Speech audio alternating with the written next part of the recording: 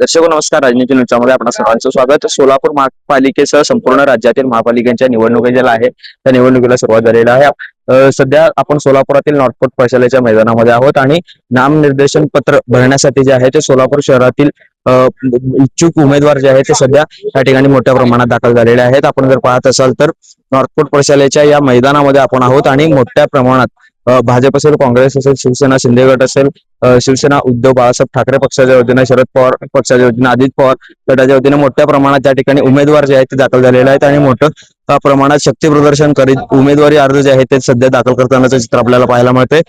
सोलापूर शहरातील सर्वच पक्षातील राजकीय नेते असतील, इच्छुक उमेदवार असतील, यांच्याकडून मोठ्या प्रमाणात शक्ती प्रदर्शन करीत उमेदवारी अर्ज दाखल करण्याची प्रक्रिया जी आहे ती मोठ्या प्रमाणात चालू आहे. आपण ही थेट दृश्य राजनीती न्यूज चॅनलच्या माध्यमातून पाहत आहात आणि संपूर्ण अपडेट जे आहे ते आपण राजनीती न्यूज चॅनलच्या माध्यमातून देत आहोत. राजनीती न्यूज चॅनलसाठी मी दत्ता केरे, सोलापूर.